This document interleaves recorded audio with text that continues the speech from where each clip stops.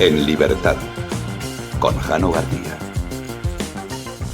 Damas y caballeros, ¿qué tal? ¿Cómo están? Sean bienvenidos a esta noche del 1 de agosto de 2026, programa especial por, como no podía ser de otra manera, lo que está sucediendo en Ceuta y también en Melilla, pero especialmente en Ceuta, tras esa invasión de al menos más, que sepamos, de 45.000 personas. Que esto llama la atención que el propio gobierno, que dice 45.000, pero también asegura, cosa que es falsa, como de costumbre, que ya han vuelto 69.000. Entonces ya nos podrían explicar, en realidad, cuántas personas han invadido Ceuta. Porque si no, esto es imposible. Conviene llamar a las cosas por su nombre, porque seguramente en muchos medios de comunicación, a día de hoy, ustedes pueden leer que se refieren a lo que ha sucedido y está sucediendo como crisis migratoria. Dicen, ay, esto es una crisis migratoria. No es ninguna crisis migratoria. Es una invasión por parte del que es nuestro principal enemigo, aunque parece que muchos no lo quieren ver, que es Marruecos. Luego hablaremos de sus alianzas y también hablaremos de las que ha tejido Pedro Sánchez, porque hay algunos simpaticísimos que se creen que China y Palestina van a venir a defendernos. Pues hombre, evidentemente no. Hay que tener en cuenta que lo que ha sucedido no es la primera vez que ocurre. Muchos habrán escuchado estos días la Marcha Verde. Algunos no habíamos nacido, otros sí que lo vivieron, pero conviene recordar qué es lo que fue la Marcha Verde. La Marcha Verde, en este caso, fue enviar a decenas de miles de personas al Sáhara por parte de Hassan II. ¿Con qué intención? Con la intención de que los españoles se marcharan. Había dos alternativas: abrir fuego contra esas personas que marchaban única y exclusivamente con banderas marroquíes, también con el Corán en la mano, o lo que sucedió, marcharse. Todo esto se hizo por parte de Hassan II cuando Franco estaba ya moribundo. De hecho, a las 2 semanas falleció. Porque es así como actúan. Es lo propio de estas rivalidades que existen, que no es una cosa solo de España. Problemas en relación a territorios tiene prácticamente la mayoría de los países del mundo. Conflictos por las fronteras, esto, vamos, uno se pone a mirar e insisto, la inmensa mayoría de los países tienen estos problemas, que también hay algunos que parece que seamos los únicos que padecemos estos problemas. No. Pero claro, el enemigo aprovecha los momentos de debilidad.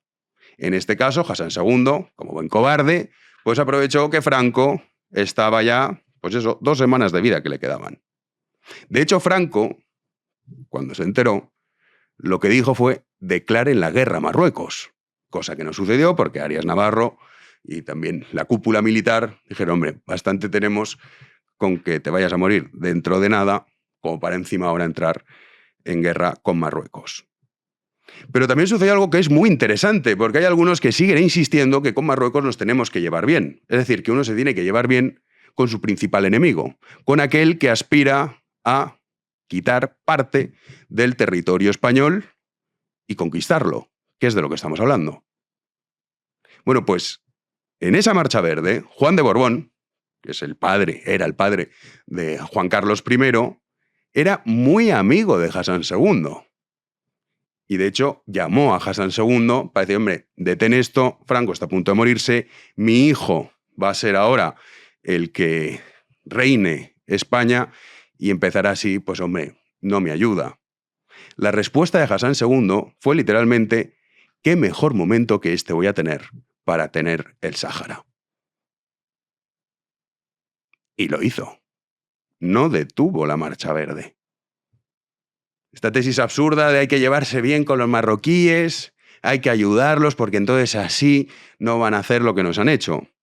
Desde que gobierna Pedro Sánchez, más de 1.000 millones de euros ha dado España a Marruecos. Más de 1.000 millones.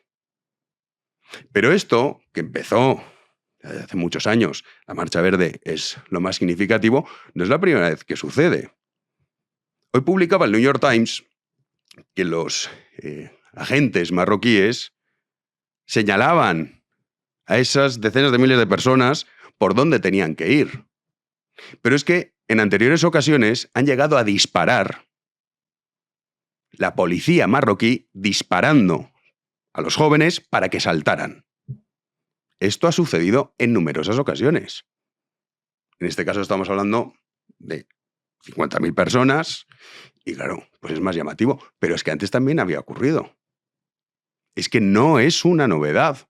La magnitud sí, el modus operandi no. Llamar a esto crisis migratoria es un absurdo, es una invasión. Una invasión de una táctica propia de los marroquíes, que no es la primera ni será la última. Aprovechan la debilidad y actúan de esa manera. Porque a ellos no les importa que mueran 60 personas, 70 u 80, les da igual. Los lanzan como medida de presión. ¿Por qué? Pues porque Pedro Sánchez estuvo reunido con Argelia, que ya saben ustedes que es el principal enemigo de Marruecos.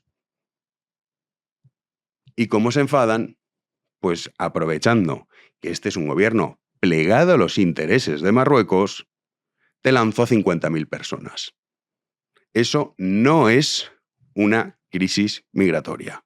Bajo ningún concepto se puede llamar crisis migratoria a lo que es una invasión. Porque si empezamos así, mal vamos. Igual que muchos medios de comunicación salían y decían familias enteras. No, familias enteras, mentira. ¿Qué familias enteras? No eran familias enteras. La mayoría hombres. Alguna que otra mujer por ahí, pero la inmensa mayoría hombres. No eran familias. Esta idea estúpida y absurda de que, bueno, es que van buscando una vida mejor, que no es cierto. Es una invasión perfectamente meditada por parte del gobierno marroquí, que es que ya nos lo ha hecho en numerosas ocasiones. Y algunos se creen que dándoles 1.000 millones de euros van a parar al revés. Se aprovechan de nuestra debilidad. Dicen, este es el momento, como le dijo Hassan II a Juan de Borbón. ¿Qué mejor momento que este voy a tener? Pues qué mejor momento que este con el gobierno que padecemos en España para conquistar lo que ellos llaman el Gran Marruecos. Que tampoco es que lo escondan. Claro, si a esto le sumamos que tenemos un presidente del gobierno que es un auténtico tarado, que hoy mismo publicaba en TikTok una lista de canciones para el verano. En plena invasión, se dedicaba el presidente del gobierno de España a recomendar cancioncitas para el verano. Es un tarado. Lo preocupante es que haya millones de personas que voten a este chiflado. Y que incluso digan, muy bien, ahí, que le den a la ultraderecha. Dicen, no, si es que te van a dar a ti. Porque pensamos que todo esto es una broma. Creemos que lo de Marruecos, bueno, siempre dicen estas cosas y ya está. No. No es la mentalidad que tenemos nosotros. No tiene absolutamente nada que ver.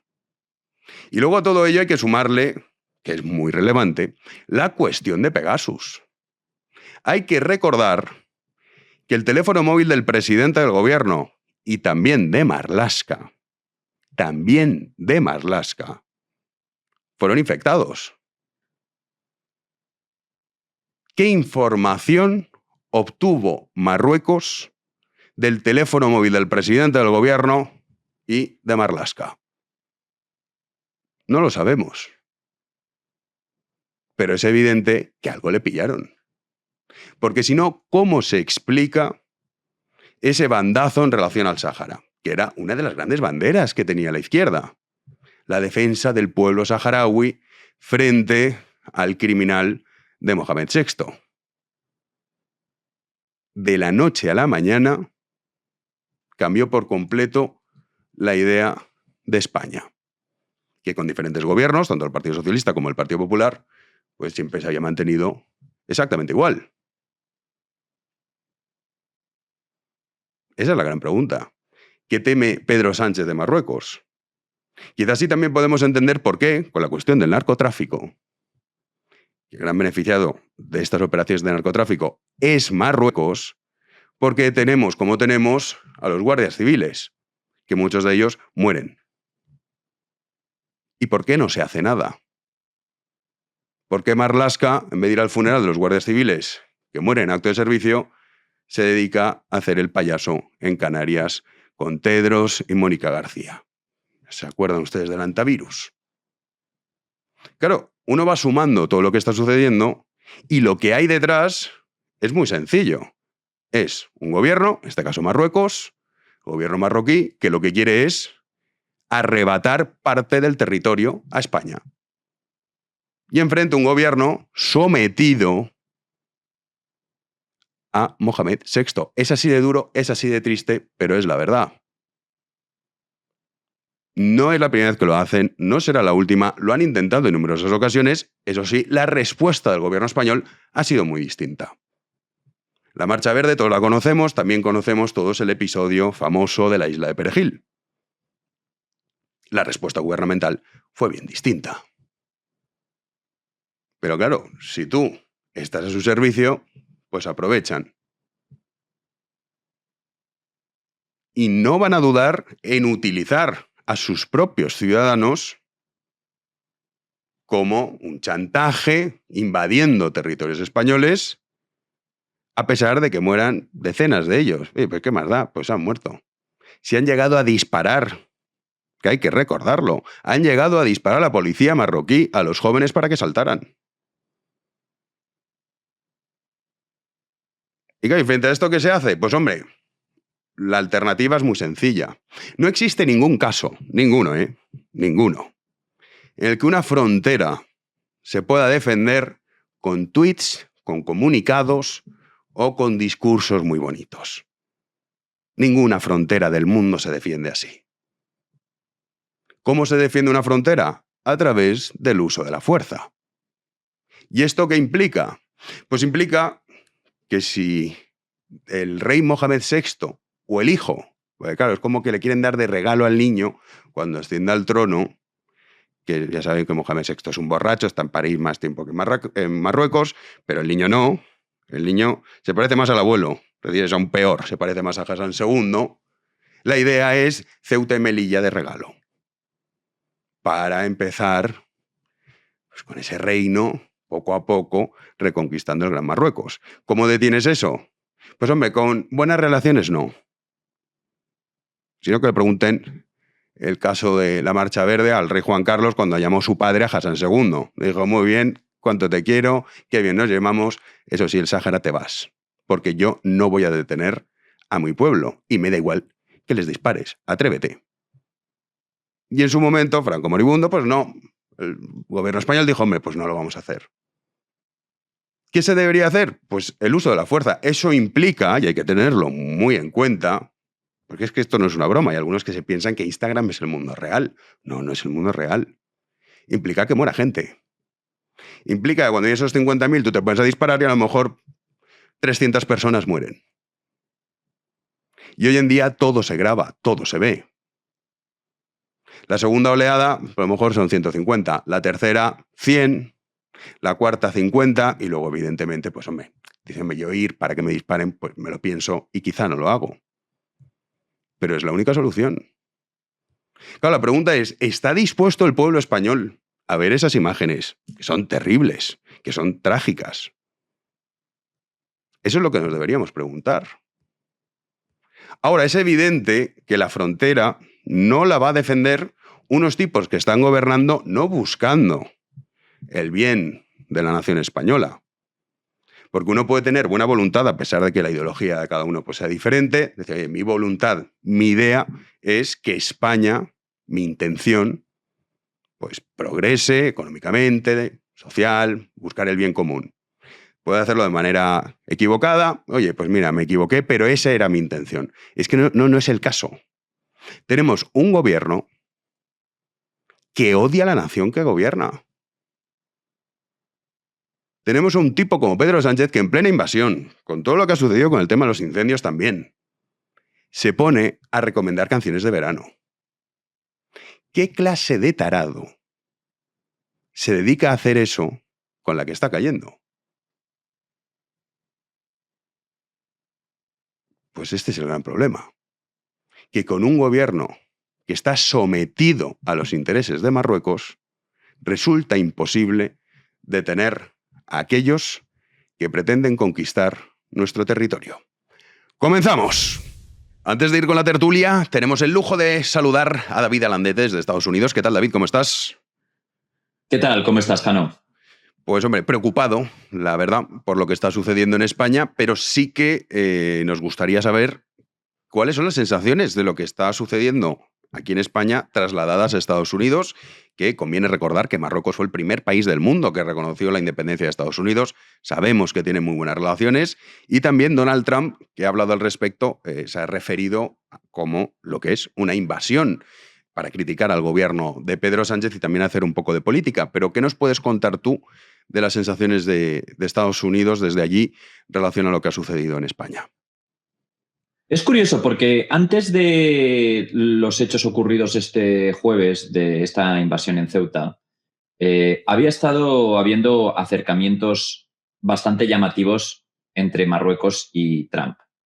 La relación es excelente, inmejorable. Marruecos tiene un servicio diplomático muy profesional y realmente muy entregado a la defensa y muy discreto, pero muy entregado a la defensa de los intereses marroquíes. Además, Marruecos gasta muchísimo dinero al año en lobistas aquí. España no le llega la horma del zapato a Marruecos en cuanto a esfuerzo diplomático y de lobistas, ¿no? Esta es una ciudad, Washington, en la que tú necesitas palancas de presión. Y esas palancas han logrado cosas excelentes para Marruecos, inmejorables. Mira, en 2020 yo ya estaba cubriendo la administración Trump y vi como, por sorpresa, un día la Casa Blanca reconocía la soberanía marroquí sobre el Sáhara Occidental.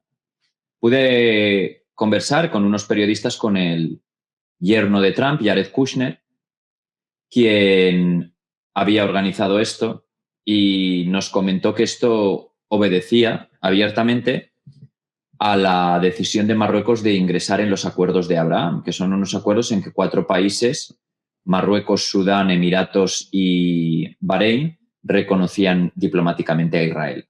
Se sumaban al reconocimiento que ya tienen Jordania, Egipto, etcétera, etcétera. Entonces, esto cimienta una relación inmejorable entre Estados Unidos y Marruecos. Se mantiene durante la administración Biden. Biden no retira el reconocimiento de la soberanía marroquí del Sáhara Occidental. Recordemos, vieja colonia española y un territorio en principio en disputa, aunque Pedro Sánchez también ha entrado en la senda de reconocer la soberanía marroquí, ¿no? Ha abandonado la neutralidad bipartidista de España. Y ahora, justo estos días, vemos primero un detalle de Marruecos, que han construido una autopista de más de 1.000 kilómetros que recorre el Sáhara Occidental y le han puesto el nombre de Donald Trump a la autopista, y Trump lo anunció y tiene todavía colgado el tuit y pinchado en su perfil como el tuit más importante que Truth, es la plataforma de Trump, ¿no?, que ha publicado en los últimos días. Hemos tenido más detalles sobre la campaña de Marruecos para llevarse la final del partido del Mundial de 2030, que se iba a organizar en España y Portugal. Luego se incluyó partidos en Sudamérica y luego entró Marruecos. Y por último, una serie de mensajes muy efusivos de la diplomacia de Estados Unidos el día del trono, que se conmemora el ascenso al trono de Mohamed VI, el mismo día en que se produjo la invasión. Así que todo esto refleja claramente cuál es la cercanía de Marruecos y de la Casa Blanca, en contraste con las pésimas relaciones que tiene el gobierno de Pedro Sánchez con la Casa Blanca. Entonces, llegados a este punto, sí, Trump habla de la invasión y demás, pero Trump no habla de la invasión culpando a Marruecos de nada, porque aquí en Washington nadie del Ejecutivo ha culpado a Marruecos de nada, de nada. No hay ningún comunicado que diga Marruecos debería controlar la inmigración, Marruecos esto, Marruecos lo otro. Se culpa a Pedro Sánchez. Es que literalmente hay un comunicado de la diplomacia norteamericana diciendo que el responsable de esto es un comunicado oficial, son las políticas de extrema izquierda y globalistas de Pedro Sánchez y el hecho de que haya decidido convertir a España en una vía de paso para la inmigración irregular hacia Europa. Entonces está claro que Estados Unidos se ha puesto del lado de Marruecos, ¿no? Y esto de la invasión, Jano, que decías tú, viene porque la Casa Blanca ha decidido, y esto lo ha dicho Trump en una reunión del gabinete que tuvo este viernes en Camp David, dijo literalmente el presidente Trump que las imágenes de la toma de Ceuta, de esa invasión, las va a utilizar para la campaña de elecciones parciales, diciendo que si los demócratas ganan, eso será lo que se repetirá aquí en la frontera de Estados Unidos. Sí, efectivamente, eso es lo que decía Donald Trump, esas imágenes que, bueno, hemos visto todos. Pero también publicabas un tuit al respecto, que, bueno, pues comentabas esto, ¿no? Que solo haría esto Marruecos, estuviese seguro de que Estados Unidos iba a ponerse de su lado y que iba a culpar al gobierno español de lo sucedido. Pero es que también nos cuentas cómo varios republicanos tratan de reabrir el debate sobre la soberanía de Ceuta y Melilla. Claro. Primero está el tema de la soberanía marroquí sobre el Sáhara Occidental, ¿no? Y el abandonar, no el apoyo al Frente Polisario o Argelia, sino simplemente abandonar la neutralidad que es la comunidad internacional todavía mantiene por el grueso de ella. Pero es que hay una serie de republicanos que llevan tiempo buscando también que se abra el debate de la soberanía marroquí sobre Ceuta y Melilla, ignorando siglos de historia de España, ¿no? Estamos hablando de ciudades que son parte de España desde el siglo XV. O sea, siglo XV, siglo XVI. Es absurdo, ¿no? Pero claro, en una ley de presupuestos que se aprobó en una comisión en la Cámara de Representantes, las dos cámaras del Capitolio las controlan los republicanos, se presentó un informe sobre prioridades de gasto y de inversión del Departamento de Estado para darle presupuestos. Y en ese informe, que fue aprobado por los republicanos, se venía a decir que es hora de abrir el debate en Estados Unidos de apoyar a Marruecos en una recuperación, eso es lo que dicen, que no sea una recuperación, una toma, mejor, de Ceuta y Melilla, ¿no? Porque decía ese informe literalmente, son dos ciudades que están dentro de Marruecos, cosa que es falsa, ¿no? O sea, no están dentro de Marruecos y son parte integral de España desde hace siglos, ¿no? Pero está claro que hay una gran defensa de los intereses marroquíes apenas ocultados por parte de muchos republicanos, ¿no? Y, claro, uno de los grandes dramas de este gobierno español es el hecho de que esta constante oposición a la administración Trump y en general a Estados Unidos, ¿no? Este antiamericanismo se nos viene diciendo desde hace tiempo que no tiene ninguna consecuencias, ¿no? Que Trump no puede dictar aranceles a España, que Trump no puede expulsar a España de la OTAN, y tenemos a ministros del gobierno pues jactándose de la resistencia a incrementar el gasto de defensa y demás. Claro, las relaciones han llegado a un punto bajísimo. Entonces, ¿cómo se paga el precio? El precio se paga en cosas pequeñas y en cosas grandes. Y se paga no solo de una vez que Trump vaya a anunciar, pues vamos a hacer esto, sino en cosas como esta. Tú ves estas imágenes del jueves tan dramáticas, tan llamativas, que provocan una reacción de condena unánime por parte de la Unión Europea y de repente Estados Unidos ataca al gobierno español y ataca a España, que es víctima en realidad de esta decisión de Marruecos de abrir el grifo migratorio, ¿no? Ni una sola palabra aquí en Washington de condena a Marruecos. Y es más, el viernes una portavoz del Departamento de Estado, con la que ahora ella trabaja muy directamente con Marco Rubio, me manda un vídeo de Rubio de febrero en la conferencia de seguridad de Múnich, en que Rubio decía que Estados Unidos no va a ser espectador sin más de la renuncia de Occidente a defenderse con una política de fronteras abiertas, ¿no? O sea que lo ligan a las políticas migratorias europeas y españolas, ¿no? En lugar de, pues lo que hizo una diputada que se llama Ana Paulina Luna, de pedir también a Marruecos que rinda cuentas. Es que el New York Times ha publicado aquí, Jano, que sus periodistas entrevistaron a varios marroquíes que decían que la policía y las fuerzas de seguridad marroquíes les decían por dónde entrar a España. Está claro, ¿no? Sí, bueno, de hecho hay casos que hay que recordar que llegaban a disparar incluso a la propia policía marroquí en anteriores ocasiones para que saltaran. Pero claro, también muchos dicen, es que Estados Unidos, fíjate, no nos ayuda. Hombre, cuando tiene las relaciones diplomáticas, como tú comentabas, a este punto, pues seguramente si fuésemos estadounidenses también diríamos que les den a España. Porque claro, si nos están todo el día fastidiando, pues no te voy a ayudar yo ahora. Esto parece sentido común, es lógico. Claro, esta es digamos, también ha sido bastante llamativo cómo desde Israel se ha salido estos días Dani Danon, que es el enviado de Israel a Naciones Unidas, y otros políticos israelíes, Itamar Ben-Gvir y otros ministros en el gabinete de Netanyahu, a hacer bromas y este tipo de diplomacia que hace Israel a veces con esta carga irónica, ¿no? Como contestando a las críticas con críticas similares, ¿no? Pues dicen España, el gobierno español nos culpa de la colonización de Cisjordania y demás, pues dejad vosotros de colonizar Ceuta y Melilla, ¿no?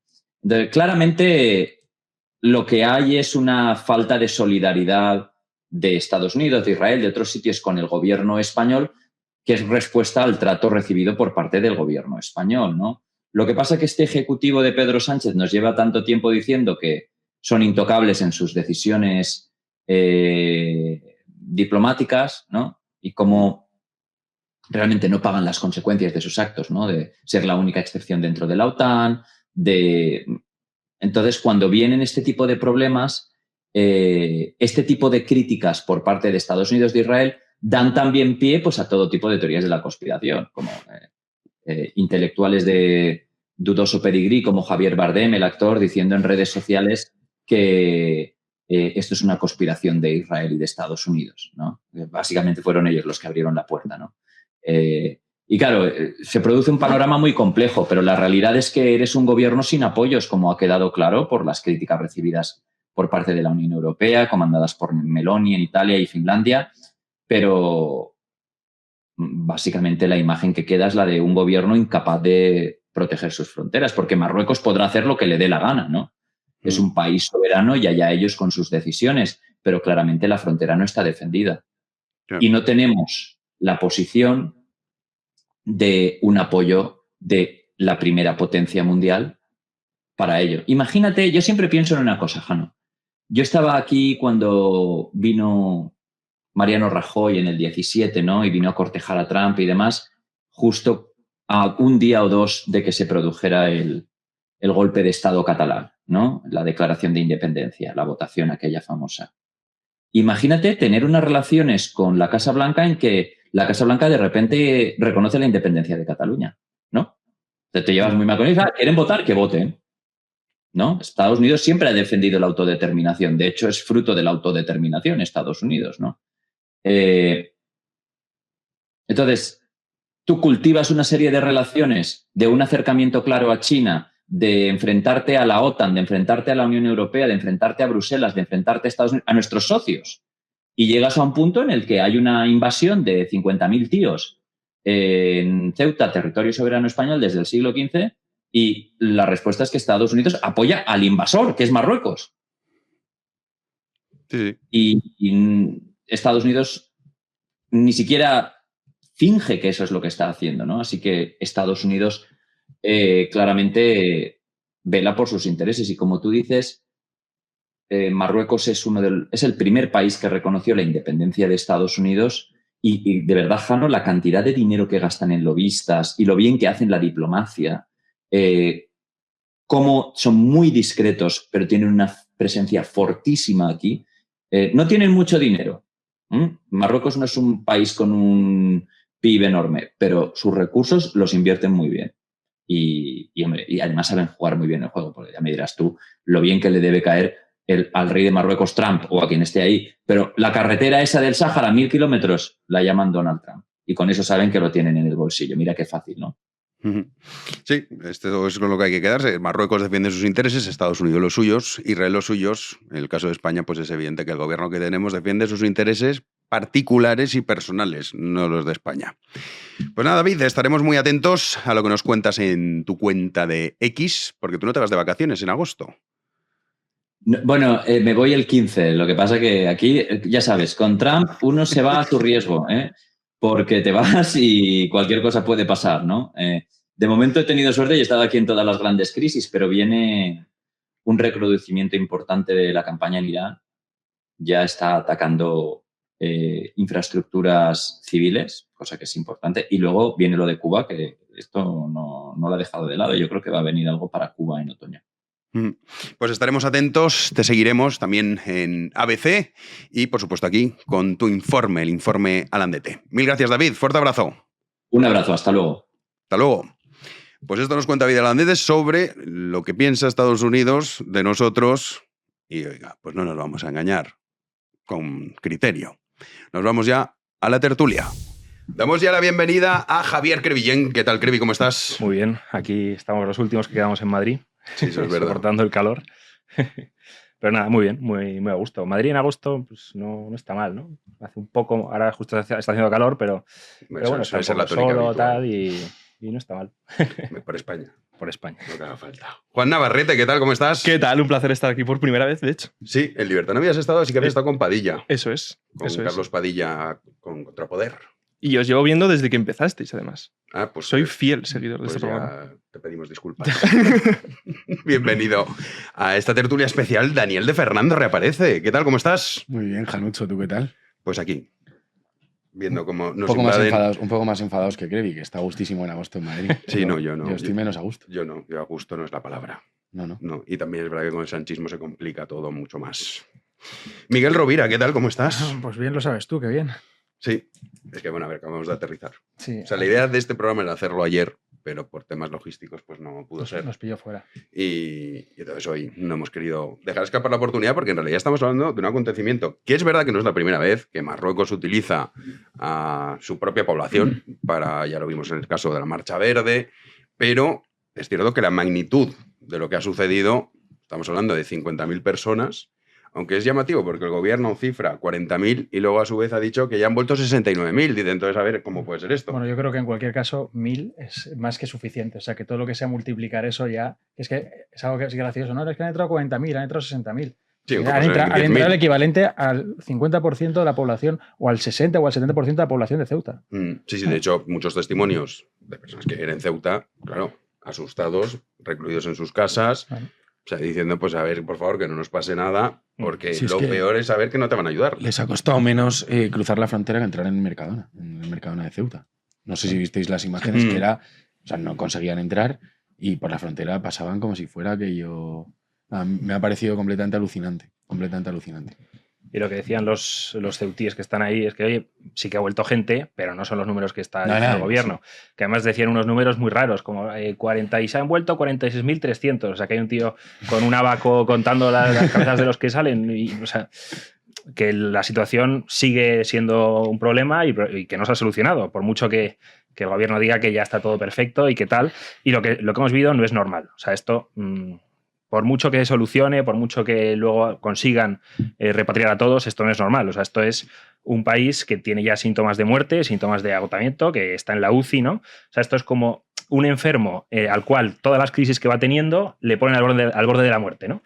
Porque es una tras otra. O sea, lo que nos va pasando, pues eso, una persona que está ya muy enferma, que su sistema inmunológico está en las últimas, y entonces un catarro, como su sistema no puede lidiar con él, pues le pone otra vez al borde de la muerte y todo el rato es así, ¿no? Todo el rato es crisis y todo el rato son problemas que ponen al cuerpo político en estado crítico y que se cronifican, ¿no?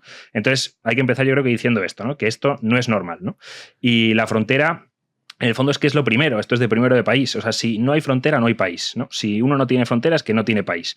Las fronteras son lo primero y es la condición de posibilidad de la comunidad política y de que pase en cualquier otra cosa, ¿no? Todo lo demás, los hospitales, las escuelas, el alcantarillado, la cultura, los museos, la selección de fútbol, todo eso es secundario, ¿no?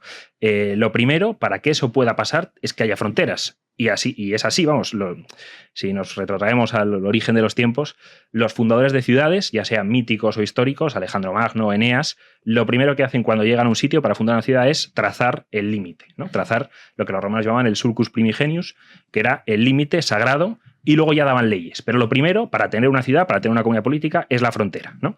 Y de hecho, Rómulo mata a Remo por eso, por saltarse el límite, por saltarse la frontera, ¿no? Por transgredir el límite que Rómulo ha hecho. Entonces, de algún modo, nuestra civilización surge de un asesinato por transgredir una frontera, ¿no? Que la frontera era algo sagrado y, por lo tanto, es violar algo sagrado, ¿no?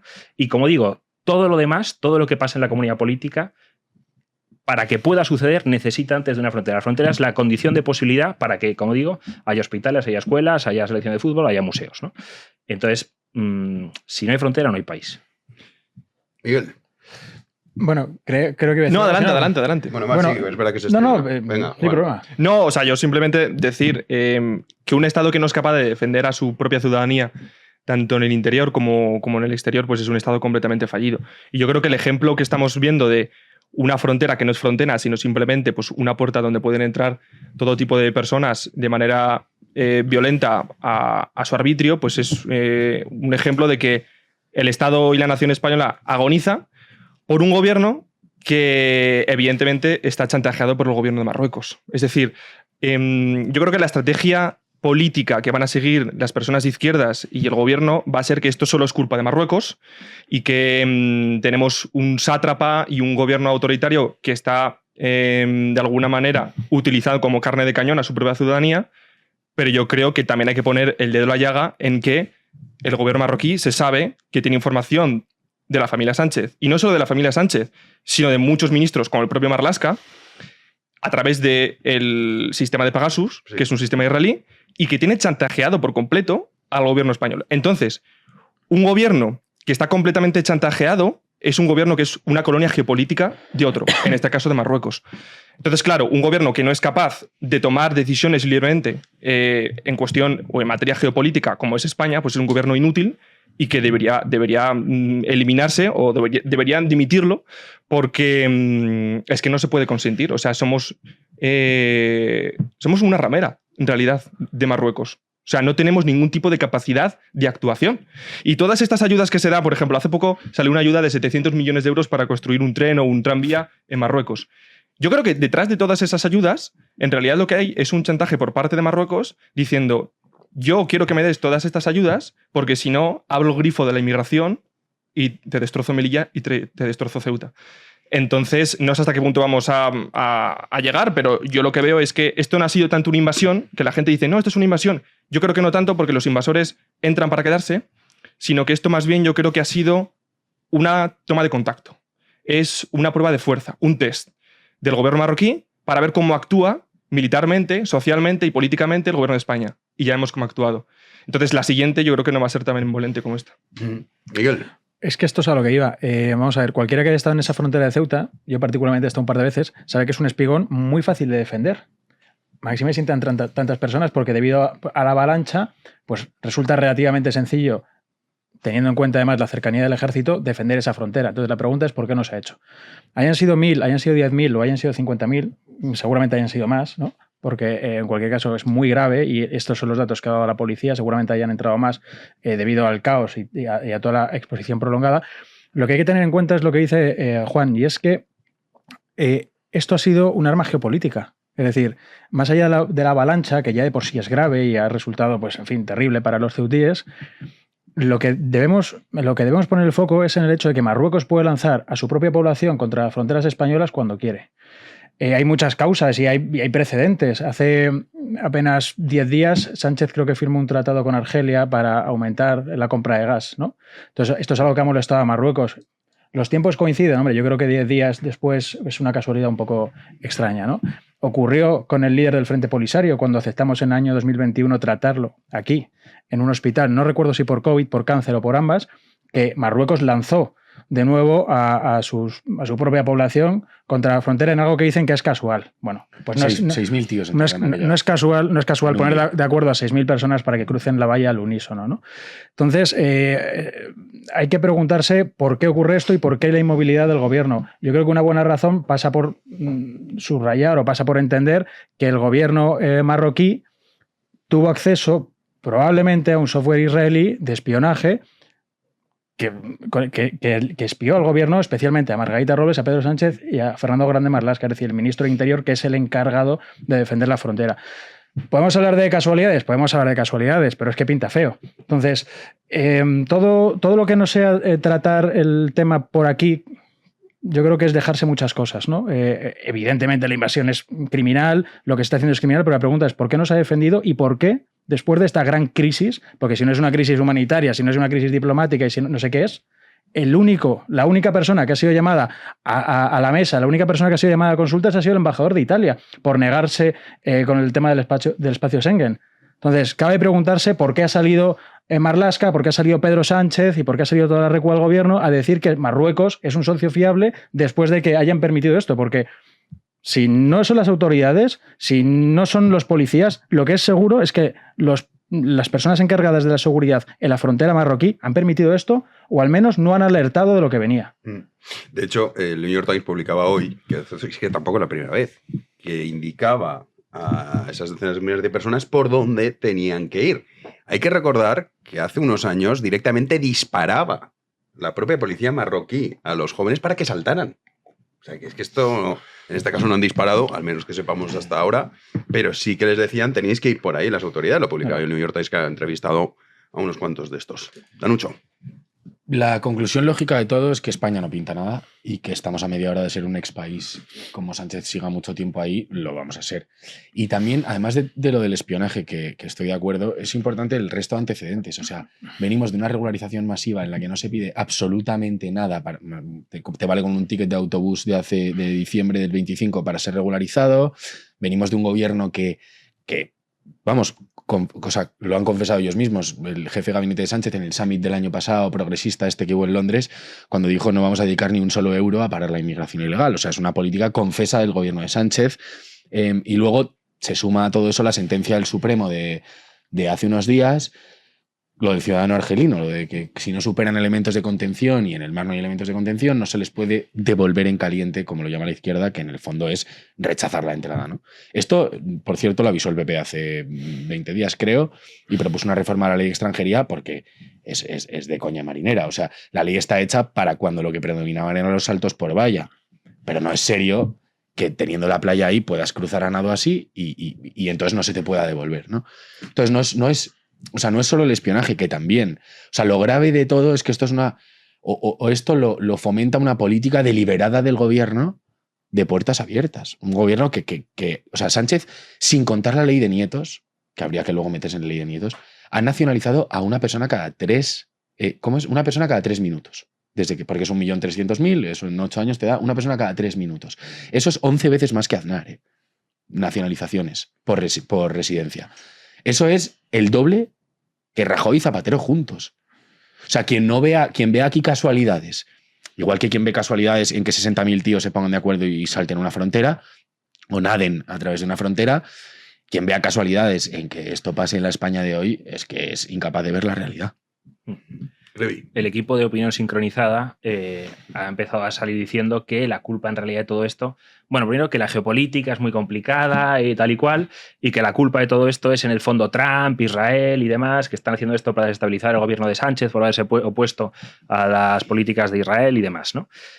Sin embargo, yo creo que hay que señalar muy claro cuáles son los responsables de que haya pasado esto. Primero, obviamente, como habéis dicho, es Marruecos, que no ha sido mencionado ni por el gobierno ni tampoco por la oposición. Por el gobierno ya sabemos que son rehenes, lo cual es muy fuerte, o sea, que lo decimos aquí con mucha ligereza, joder, pero es muy fuerte que tu gobierno sea rehén de un país vecino de un país enemigo. Y de un país enemigo que no tiene no quiere el bien para tu propio país. O sea, que esto sería para que cayera cualquier gobierno de la historia. O sea, yo qué sé, a mí que me gusta la historia clásica, si de repente los cónsules romanos estuvieran a sueldo de los cartagineses o tal, es que sería absurdo y el propio pueblo les derribaría, ¿no?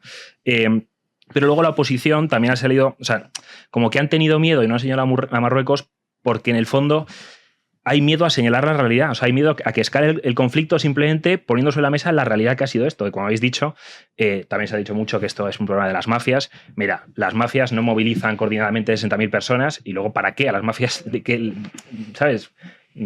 ¿Cómo van a ganar dinero metiendo 60.000 personas que luego se van a volver? No tiene ningún sentido, ¿no? Entonces, esto es responsabilidad primero de Marruecos y luego, obviamente, del gobierno que tenemos.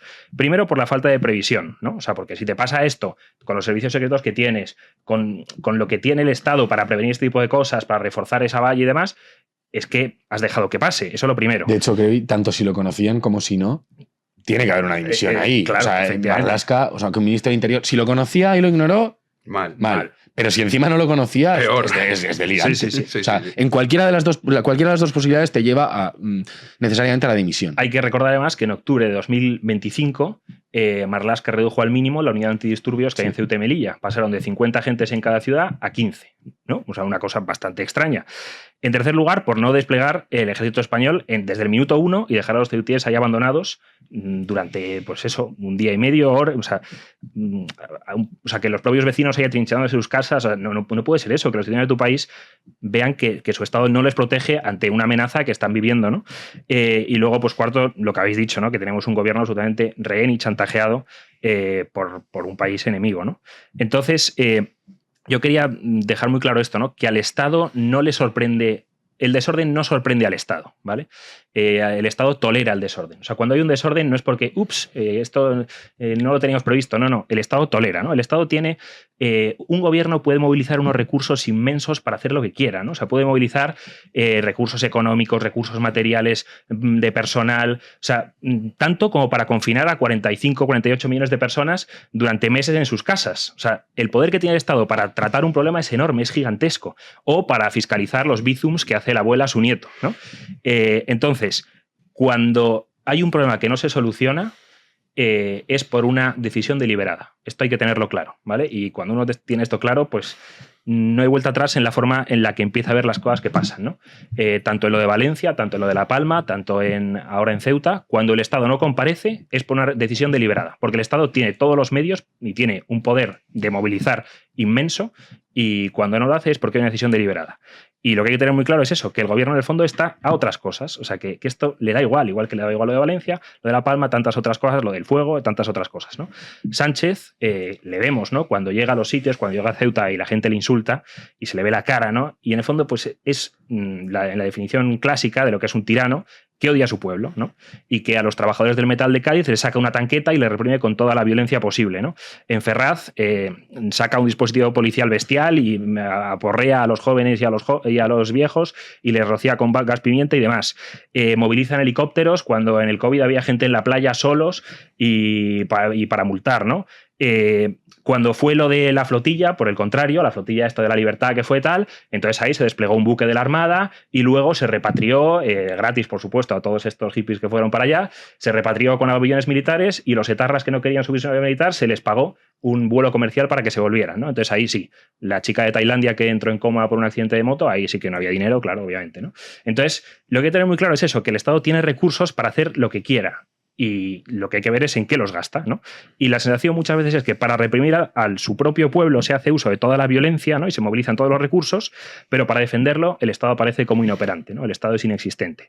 Y es un poco la sensación, sobre todo, yo lo veía, ¿no? En estas últimas generaciones más jóvenes que nosotros, el otro día que estaba en una charla y que hablaba un poco de la esperanza de la juventud y tal, había un asistente en el público, una persona mayor, que me dijo: esto está muy bien, los datos que has dado de viviendas y todos serán ciertos, tal, pero me preocupa que esto genere una desafección en la juventud al régimen y que se genere una especie de Podemos de derechas, porque es verdad que el régimen de 68 es lo mejor que tenemos y tal y cual, ¿no?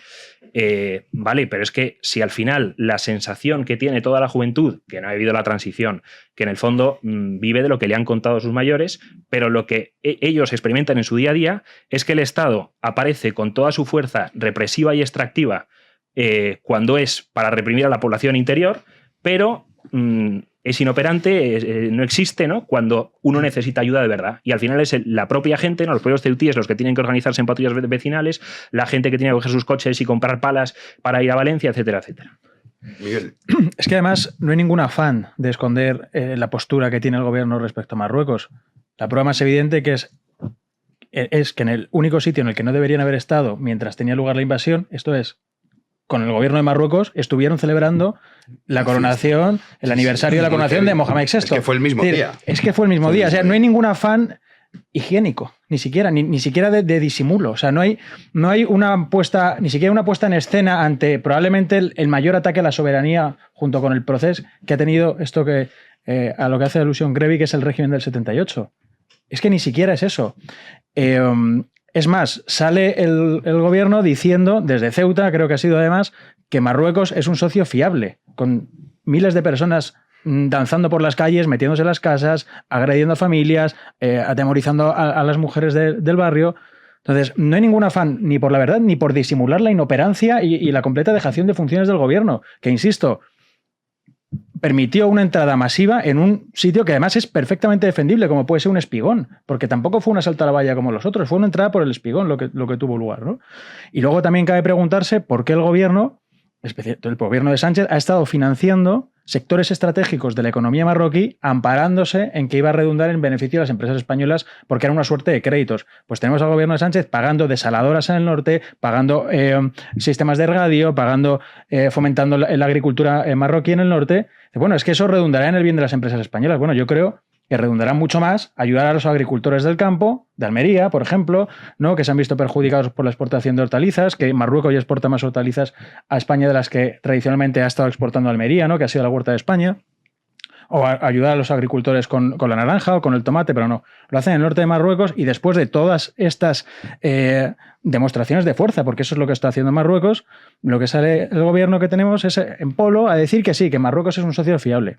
Somos un país que vive embargado y probablemente extorsionado por esas personas que salen a dar la cara por Marruecos porque a saber qué tienen de los móviles a los que tuvieron acceso gracias al sistema Pegasus. Hace ya unos años. Sí, hace años. Que esto no ha ocurrido, Claro, ayer. la pregunta que nos hemos hecho muchas veces, ¿qué le debe Sánchez a Marruecos? Ese giro de una de las grandes banderas de la izquierda, que era el pueblo saharaui, de la noche a la mañana, se acabó. Y además que dices, es que geopolíticamente podemos sacar un beneficio. No. Argelia se cabreó con nosotros y también pagamos las consecuencias. O sea, no tiene ningún sentido, excepto por eso que estás comentando. Varias cosas. Antes habéis hablado del CNI, si lo sabía o no, y lo cierto es que ha salido una información, no sé en qué medio de comunicación en concreto, pero que sí que el CNI, evidentemente... Objective. De Objective, ¿verdad? Sí. Joder, es que si nuestros servicios de inteligencia no son capaces de observar un movimiento de 60.000 personas en nuestra frontera, pues que chapen ese chiringuito. O sea, es que ¿para qué narices está entonces?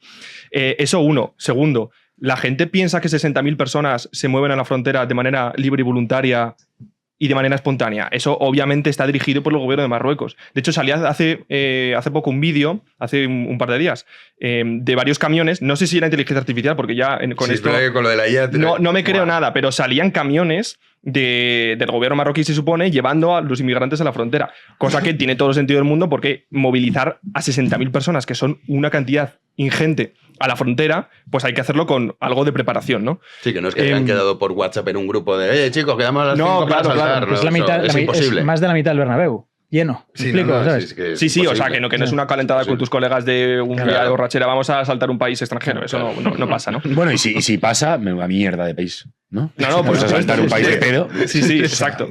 A mí me resulta curioso que la gente se sorprenda que Marruecos es, desde hace, no sé, 80 o 90 años, un enemigo geopolítico de España. O sea, no sabemos lo que ocurrió con el Perejil. En 2002, el gobierno de Marruecos invade la isla de Perejil y fue otro test.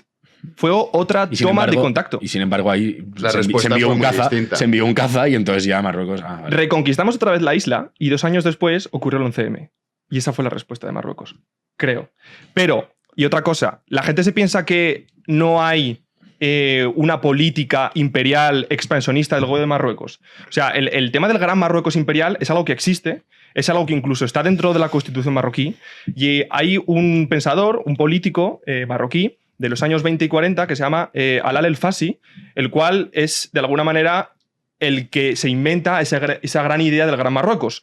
Esa gran idea de que, bueno, como los territorios que estaban dentro de la órbita árabe y musulmana, almorávides, almohades, benimenires, todas estas personas de la Edad Media y principios de la Edad Moderna, ocupaban todo ese territorio, el gran marroquí imperial tiene que tener el norte de Mali, Mauritania, el Sáhara Occidental, parte de Argelia, Ceuta y Melilla y las Islas Canarias. Y su proyecto político, de aquí a 100, 200 años, porque recordemos que no es una democracia que piensa en 4 años, es una monarquía que tiene una visión expansionista a largo plazo, como la puede tener China. Esa es la gran ventaja que tienen las dictaduras, que pueden mirar a largo plazo. Y al Andalus. ¿no? Y al Andalus, efectivamente. Entonces, la cuestión está, si les dejamos y cedemos frente a Ceuta y Melilla porque fueron parte de esa, de alguna manera, órbita andalusí, ¿por qué piensan que se van a parar en Ceuta y Melilla? ¿Por qué piensan que no puede o no tiene legitimidad Marruecos para pedir el reino de Granada entonces? Bueno, y hay que decir que Ceuta y Melilla no son las fronteras de España, son también las fronteras de Europa. Es decir, ¿y cuál ha sido la respuesta europea? Además, un tuit de Ursula von der Leyen, alguna así. sea, es importante saber que Bueno, pero la respuesta europea no puede saltarse al gobierno español. O sea, no puede saltarse. Lo grave es que Frontex se ofrece. Claro, sí, lo grave es que el gobierno dice que no. O sea, eso aparte, pero si la cuestión es que aquí lo que se ha trasladado es un mensaje a gran escala de que puedes agredir nuestras fronteras, puedes traer a decenas de miles de personas en una tarde y no va a pasar nada. Ese es el mensaje que se ha mandado al gobierno. A Marruecos y a todos los demás. Yo por partes. Que Marruecos quiera anexionarse de Ceuta y Melilla ni cotiza. Pero ni cotiza. Y que probablemente sea el regalo del hijo de Mohamed VI que cuando se lo parece más coronen. al segundo, que es peor, porque este es un borracho, está todo el día en París emborrachándose, pero el hijo no, Que ese quiere que sea su regalo al pueblo cuando lo coronen, vamos, estoy completamente convencido. Y yo creo que hay algo de esto, ¿eh? En estas demostraciones de fuerza y tal, yo creo que hay algo de saturar, reventar Ceuta y Melilla para que llegue un punto en el que ya sea para España completamente irrecuperable y que no haya español que quiera o pueda o sienta una afección con Ceuta y Melilla como para pelear por ello. A mí me gustaría saber de todos modos cuántos españoles están dispuestos de verdad a defender Ceuta y Melilla, porque me temo que no son demasiados. También habéis hablado del Sáhara. A mí me parece súper curioso que Sánchez es sin duda el político al que menos le pesa la hemeroteca. Sin duda. O sea, es el único al que no le ha condicionado nunca jamás nada, pero ni la tradición de su partido, pero ni su propia tradición, o sea, ni lo que dijo antes de ayer. Entonces lo del Sáhara me sorprende entre cero y nada. O sea, si en este momento le genera a él un conflicto, pues el Sáhara se acabó, la defensa del Sáhara y punto. Hace lo del Polisario un poco para guardar las formas, lo del líder del Polisario. Marruecos le recuerda que eso no y entonces dice que eso no y ya está. Y luego, Crevi ha hablado del 78, que creo que es importante. Claro, hay mucha gente que dice, no, es que puede generar desafección al régimen. O sea, ¿cómo no va a generar desafección en la juventud? Un régimen que primero se hizo a medida por otros jóvenes. O sea, lo natural es que los jóvenes creen el orden político que después viven, ¿no? O sea, jóvenes, entiéndeme. ¿Cuántos años tenían en la transición los que la hicieron? 40, 45, tal. O sea, gente más o menos joven, ¿no? Claro, es un sistema que se hicieron ellos a medida y que es evidente que se está agotando. Es evidente cuando un joven español trabaja pero no puede acceder a la vivienda, cuando no puede formar una familia, o sea, lo menos que puede generar es desafección. Entonces, yo creo, claro, en España se ha hecho política mirando al censo en lugar de mirar al futuro. ¿Por qué? Porque pues, por la pirámide demográfica es como hay, los votos están donde están.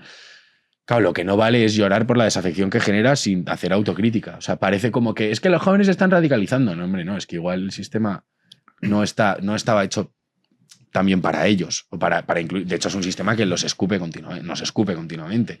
Los trabajos precarizados, lo de la vivienda no hay por dónde cogerlo ya. Encima, toda esta inmigración completamente masiva, descontrolada, que lo satura todo. O sea, tú cada vez pagas más impuestos y es que no puedes coger el metro en Madrid ni de coña. No puedes, o sea, vas a un hospital y estás 8 horas esperando. O sea, lo menos que puede pasar es que el régimen genere desafección.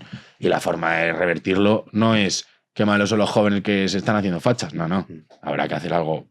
El que quiera salvar el sistema tendrá que ser autocrítico. Sí, es como lo que ocurre con la inmigración. A mí me parece absurdo los que tienen la misma idea de la inmigración hace 20 años que ahora.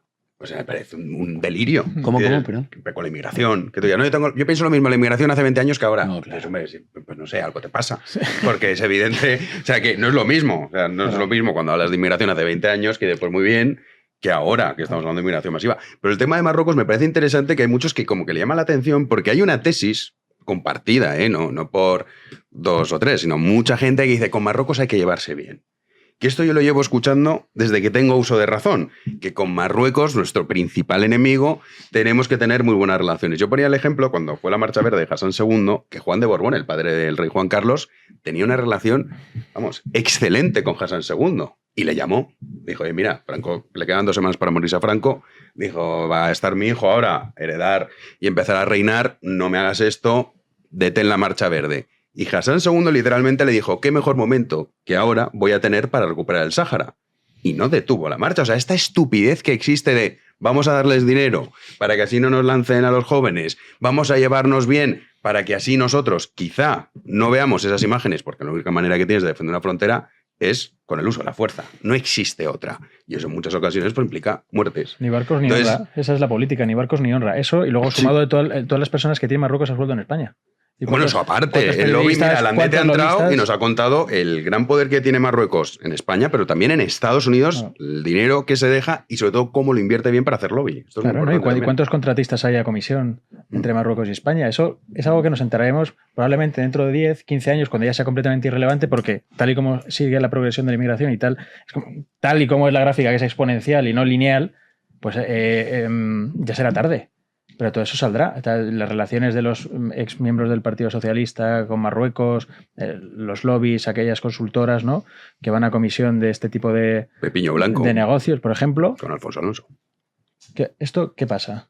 Entonces, se hablará tarde, pero claro, la influencia marroquí es importante porque está dentro del tuétano español. Pero vamos a ver, si es que hace 24 horas estaba Marlaska diciendo que Marruecos es un socio fiable. Si después de esto sales y tienes el cuajo de decir que Marruecos es un socio fiable, es o porque te tiene extorsionado o porque estás en el ajo o las dos a la vez. O sea, es que no hay más alternativas. Crevi. Esto que decía, con lo que decía Jano, lo que decía Carl Schmitt del amigo y el enemigo, que es el binomio fundamental de la política, y que ha sido muy mal entendido, siempre se ha entendido pues, como una cosa belicista, y no, es simplemente señalar y saber, oye, ¿cuál es mi enemigo? ¿No? Que no tiene por qué ser un enemigo existencial, pero simplemente es alguien que no soy yo y que tiene unos intereses distintos de los míos, y que muchas veces los intereses convergen, pero muchas veces divergen completamente, y tengo que tener esto muy claro. Entonces, es verdad que con Marruecos yo no quiero ir a la guerra, yo no soy frívolo y digo que ya y qué tal. O sea, si estuviéramos en el gobierno, procuraríamos pues hacer todo lo posible por solucionar esta situación para que no escale y tal. Pero, como dice el dicho, que ahora no recuerdo muy bien, es algo así como buenas paredes hacen buenos vecinos o algo así, sí, o buenas vallas hacen buenos vecinos, ¿no? O sea, pues tiene que ser así. O sea, podemos llevarnos bien con Marruecos y podemos tener una relación más o menos cordial, pero con buenas paredes y sabiendo, pues, oye, que si me la lías tú, te la voy a liar yo. O sea, desde posiciones de fuerza. Lo que no puede ser es tener una relación desde el avasallamiento, ¿no? Desde convertirnos en vasallos, ¿no? Venga, tú me haces todo tipo de liadas y yo no te respondo y sigo diciendo que eres un socio fiable y que todo no sé qué, y entonces tú ves que cada vez puedes llegar más lejos, ¿no? Esa relación no puede tenerse, verdaderamente no puede ser, ¿no?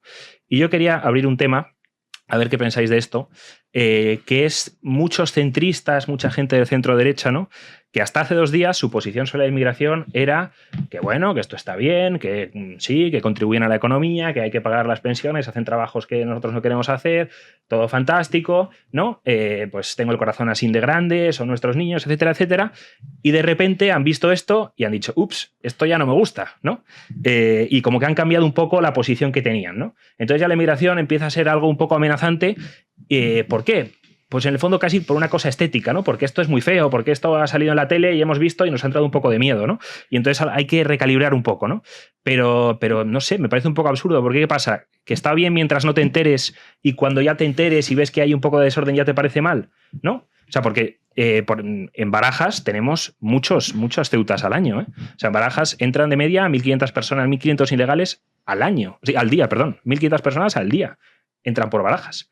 Y la policía de ahí de Barajas ve que entra una familia con 200 maletas llevándose toda la casa y con la otra mitad de la familia esperándoles con carteles y, sí, pues estos deben de ser turistas, que pasen, ¿no? Entonces, ahí tenemos también una frontera que está siendo violada sistemáticamente todos los días. Ahí tenemos un agujero mucho más grande que el que tenemos en Ceuta. ¿Y qué pasa? Que a los que se han escandalizado ahora eso les parece bien, porque no lo ven o porque no se dan tanta cuenta. Eso es lo que un poco me ha escamado, ¿no? O sea, me recordaba la historia esta del sapo, que le van hirviendo, entonces le van subiendo muy poco a poco el calor y entonces no se da cuenta porque se va acostumbrando al agua y al final cuando ya es demasiado tarde y está el agua hirviendo, pues ya se muere y no salta de la cazuela, ¿no? Pues esto es un poco igual, como que ha habido mucha gente que me ha parecido a mí de centristas y estupendos y de centro derecha que parece que han dicho, uy, me han subido el calor muy rápido, a mí me gustaba estar en la sauna y que me lo fueran subiendo de a poco, ¿no? No sé si os ha llamado también la atención. Yo creo que estoy de acuerdo en que yo tampoco querría ir a la guerra, pero para no querer hay que estar en disposición de ir. Uh-huh. O sea, lo que pasa es que ni siquiera podemos comparecer. O sea, no hay ningún... Cuando tú dices demostrar fuerza y tal, hombre, si no te ven como un igual, si no te ven con capacidades de... Por supuesto que estás abocado a que la relación sea de extorsión y chantaje. Y luego lo que decías de la gente del centro derecha y tal, y los aeropuertos, que me parece lo verdaderamente interesante. O sea, yo creo que hay cambios que son honestos. Y de verdad valoro cuando alguien... Yo no sé vosotros, yo no estoy acostumbrado a ver un debate, por ejemplo, en el que uno le diga al otro, pues mira, en eso tienes razón. yo lo que veo en los debates es que cada uno va a su movida y le es absolutamente indiferente que el otro tenga razón o no. Porque se percibe como es una cosa infantil y sofística. No, es que si le doy la razón pierdo, pero o sea, se trata de conversar para llegar a lo que es cierto, no se trata de defender una posición a capa y espada, ¿no? Entonces, yo creo que hay cambios que son honestos y que son una buena noticia. Y es evidente que la realidad está cambiando. No es lo mismo un país en el que el 2% de la población ha nacido en el extranjero que un país en el que el 20% de la población ha nacido en el extranjero, que es lo que es España hoy.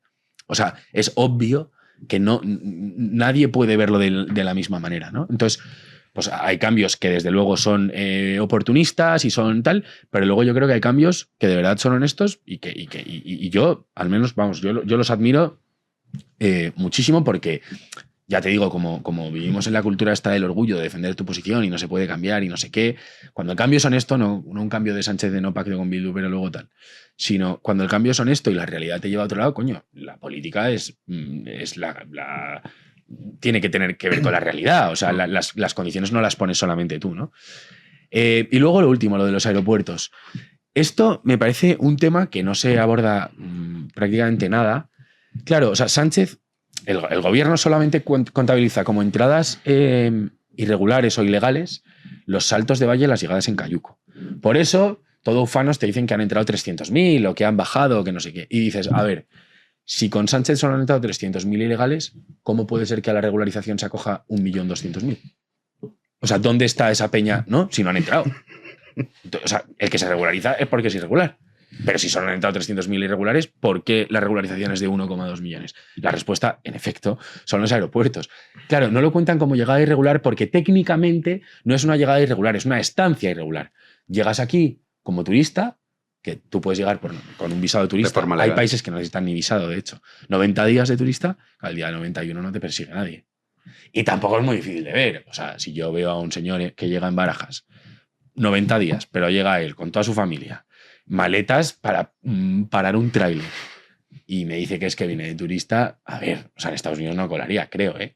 Que tú le dices al del border control, como se llame, el tal. O sea, las consecuencias son diferentes. Claro, o sea, entonces lo de los aeropuertos es de verdad el gran tema, es de verdad por donde llega el grueso de la inmigración, por el aeropuerto de Barajas y por el aeropuerto del Prat, y desde luego no se hace absolutamente nada para pararlo. O sea, al revés, se incentiva. O sea, TikTok yo no tengo, pero los he visto en Twitter, está lleno de vídeos que explican cómo llegas a España. Joder, hay anuncios en el metro de Madrid.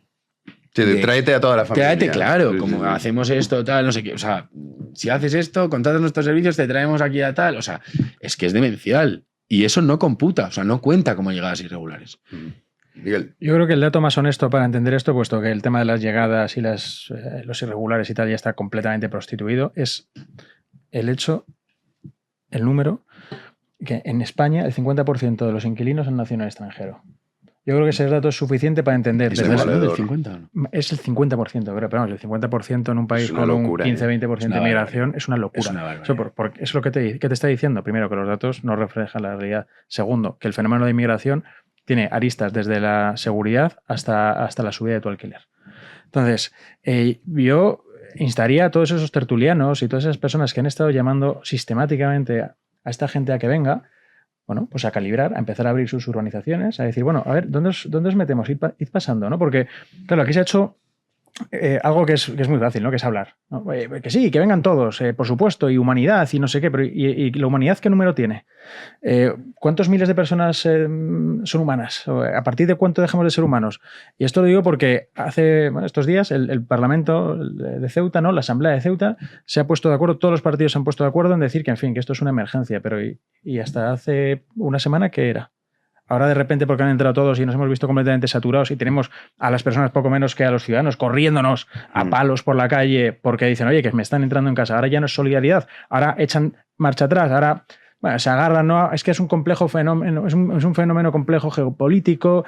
No, mira, desde luego que tiene una parte geopolítica, de hecho es la principal, pero aquí lo que ha ocurrido es que han entrado 50.000 o 60.000 personas en 24 horas, es decir, tus deseos, tus sueños más húmedos se han cumplido. Entonces, ¿ahora qué pasa? ¿Ahora quién recula? ¿Vas a meterlos en tus urbanizaciones? ¿Vas a sacar a tu hijo a la habitación para meter a uno de estos señores? En España es muy fácil hablar, bueno, en todos lados, ¿no? En España especialmente, es un país de bocazas. Ha habido durante un tiempo pues este afán de la solidaridad delegada, ¿no? Bueno, yo soy solidario porque como no lo veo, yo soy solidario porque como no lo pago, yo soy solidario porque como no lo vivo. Bueno, pues llega el momento de disfrutar lo que se ha estado pregonando y empezar por todas esas personas que desde los partidos políticos y desde los micrófonos y desde los platós y calentando la oreja, ¿no?, a la señora a través de los grandes canales de televisión han ido diciendo que era muy recomendable y que era necesario que todas estas personas vinieran. Insisto, tus sueños más húmedos se han cumplido. ¿En qué habitación de tu casa los vas a meter? Porque ahora todos estos tertulianos están echando marcha atrás, reculando, diciendo que bueno, ojalá todos. Muchos.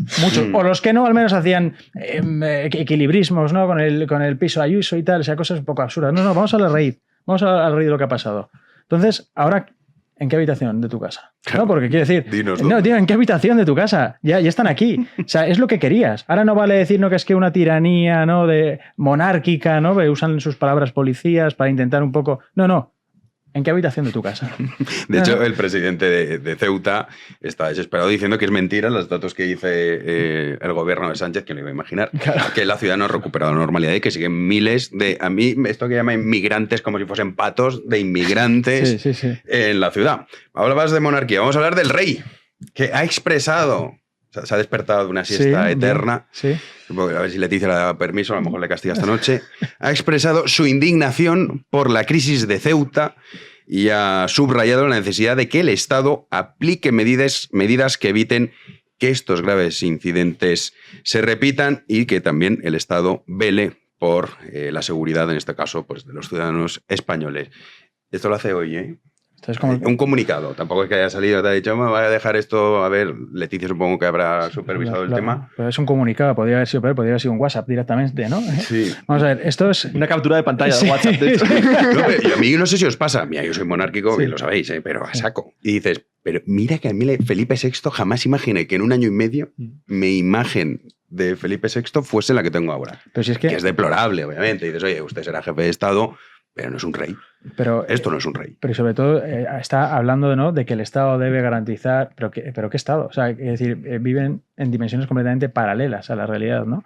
El Estado es precisamente quien ha garantizado la entrada de esas personas. El Estado, desde los servicios de inteligencia que no han previsto esto, hasta la policía y el ejército no desplegados, por a saber qué orden, son quienes han garantizado este tipo de entradas. Es decir, es el Estado contra la nación, lo que hemos visto esta semana en Ceuta. Es el Estado contra la nación. Es el Estado el que ha sido la punta de lanza, el espolón de proa de esta entrada. Porque se ha permitido, y no solo se ha permitido, porque pueden ocurrir fallos de seguridad, por supuesto, y pueden haber problemas y pueden haber asaltos simultáneos, puede ocurrir. Pero salir 24 horas después a decir que Marruecos es un socio fiable, pues te convierte en cómplice. Es que cada vez hay más situaciones en las que se ve lo de Estado contra nación, ¿eh? O sea, esto es una más, pero cada vez está más alejado el poder político de la realidad de la gente, tío. O sea, muchas veces piensas que, pero qué marcianada. O sea, Sánchez ha subido un vídeo hablando de su playlist de Spotify, con Ceuta invadida. Sí, vamos a verlo. Mira, ¿Qué tipo de marcianada es esa? No, de un tarao. Vamos a verlo porque es que claro, al principio parecía que esto era fake y no. Con todo es una forma de reírse la gente. Sí, pero es una forma... frivolidad y de hecho yo me imagino, te lo prometo, ese vídeo llevará grabado 4 días. Y, o sea, ¿no les ha parecido bien cambiar el calendario que tenían previsto en redes sociales sus 900 asesores? Ni aun con la invasión de Ceuta, con lo que está viviendo la gente de allí. Pero es un poco es que el calendario dice la playlist de Spotify, venga, chútale. Pero eso es la idea también que utilizan. Claro, esto no es que sean tontos. Es que dicen, vamos a hacer como que no ha pasado nada. O sea, ellos lo que están tratando es eso de que no pase nada. Y el rey en esto ha colaborado, porque claro, el silencio del rey ha sido un poco de que aquí no está pasando nada. Hablamos del rey, pero vamos a recordar ese vídeo que ha subido Pedro Sánchez. Este verano os he preparado una playlist con algunas de las canciones que más estoy escuchando de este año. Es bastante ecléctica, así que os destaco 3 que seguro que, en fin, que os dan una idea de por dónde voy. La primera es la canción de Quevedo, El Baifo. El copyright nos lo fastidia. Pero vamos, en resumen, las horteradas de Pedro Sánchez, del yerno de un proxeneta, claro que va a escuchar. Y encima es que tiene un gusto musical pésimo, además. El yerno un proxeneta. ¿Sabes qué? Es el típico... Coincide, claro. coincide. O sea, si a pusiera mí me Julio cuadra. Iglesias, pues bueno, te lo perdono. A mí me cuadra. Iglesias, ¿cómo? Si Julio Iglesias es facha, ¿cómo va a poner a Julio No, Iglesias? claro, Lo pone claro. Marcos Llorente. Claro, Pues Julio Iglesias se ha quedado ya contra el gobierno. O sea, claro, de hecho. A mí sí que me cuadra el gusto musical, no me esperaba otra cosa. Yo como tú, Jano, yo soy tremendamente monárquico, pero ser monárquico significa defender la institución, no la persona que está dentro de la institución. Justo. Y antes, pues los reyes, pues si iban a la batalla, se ponían su armadura y su caballo y se iban a la batalla a morir por su linaje. Y ahora tenemos pues a un señor que es un funcionario, es un alto funcionario que ni siquiera se puede poner la corona y que le tiene que pedir permiso al gobierno para dar la opinión sobre el territorio del cual él es el jefe de Estado. O sea, es una cosa completamente surrealista. Entonces, a mí me gustaría saber cuánto ha fruncido el ceño hoy, si lo ha fruncido mucho o poco, o no ha fruncido nada, porque dependiendo de cómo frunce el ceño, pues la opinión es más o menos dura, la del rey.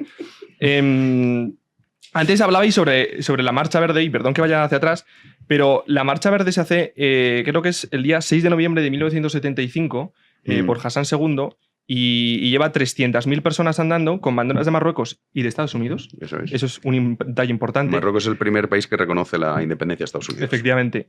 Y no es baladí el hecho de que se haga el 6 de noviembre de 1975, porque el Estado estaba muy débil y porque Francisco Franco estaba muy débil. 20 años antes... 2 semanas se murió, vamos. Claro, 20 años antes eso no se atreven a hacerlo. Entonces, normalmente los estados atacan a otros estados cuando ven que son débiles. Y lo mismo ocurrió con la Segunda Guerra Mundial. O Chamberlain con el papel en blanco cuando llega al aeropuerto, es lo que estamos viendo ahora. Ha llegado la paz. O sea, Chamberlain con el papel en blanco llegando al aeropuerto de Gran Bretaña es como Marlaska diciendo que Marruecos es un socio fiable. Y además ha dicho que es un socio fiable y después ha dicho, y esto va a volver a ocurrir seguramente. Y digo, jódete. O sea, es acojonante. Entonces, claro, si no queremos entrar en una guerra con Marruecos, lo que hay que hacer es militarizar Ceuta y Melilla como si fuera el paralelo 38 de Corea del Norte. O sea, es que no hay otra. O sea, ¿cómo puede ser que la valla de Melilla sea una valla en la que, cruzando unas rocas, pasas a España? O sea, ¿qué clase de frontera es esa? Y es que encima, los militares y la policía, cuando entran, no tienen ningún tipo de capacidad para hacer nada. Es que no pueden utilizar ni sus armas tampoco. Si pusiera un cartel bien grande en la valla de Melilla, en marroquí, o sea, en árabe, en francés, porque muchos saben francés, y en español, si pasas la valla, te dejamos como un coladero. No entra ni Dios. Ya está. O sea, es que no hay más. Es que, además, o sea, si vis pacem para velum. Es que es de toda la vida. Entonces, si tú quieres mantener tus fronteras y que el Estado que tienes enfrente, que tiene expansiones territoriales imperialistas contra tu propia nación, no te ataque, lo que tienes que hacer es, si no lo eres, por lo menos parecer que eres fuerte. Y lo que ha pasado en Europa es que, por ejemplo, Rusia se ha atrevido porque Europa es débil.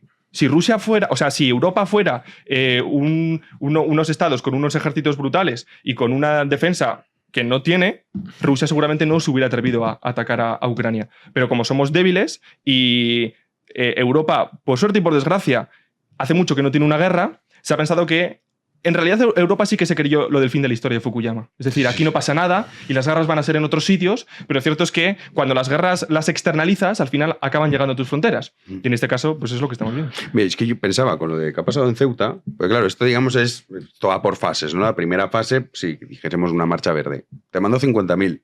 Y ahora no voy a colaborar en que vuelvan. Es más, cierro. A Marruecos no vuelven. ¿Qué haces?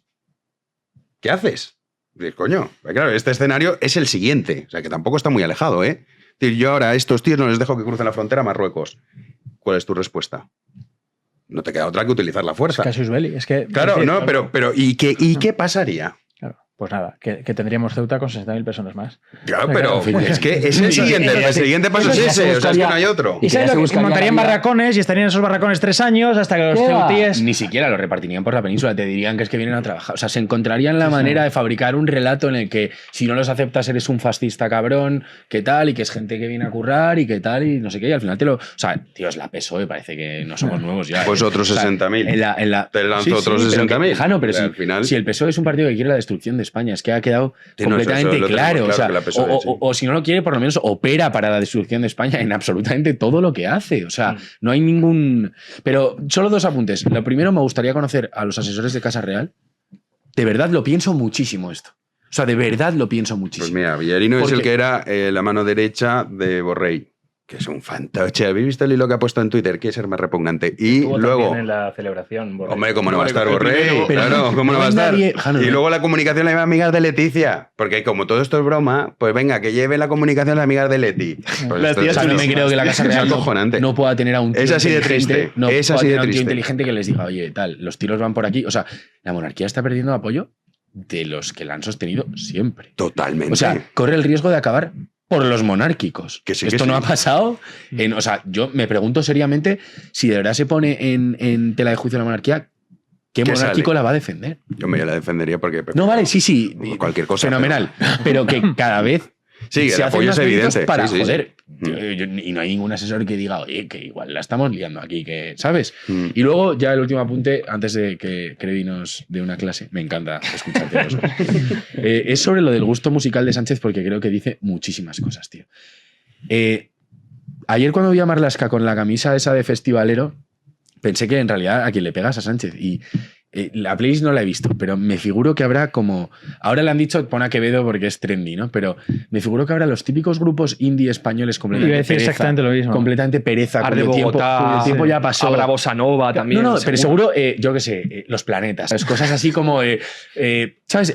¿Sabéis el vídeo de Pantomima Full del festivalero? Sí. Tío, la camisa corta, de manga corta, Sí. como amarilla, con palmeras, en plan, buah, tío, BBK, a full, Franz Ferdinand, tal.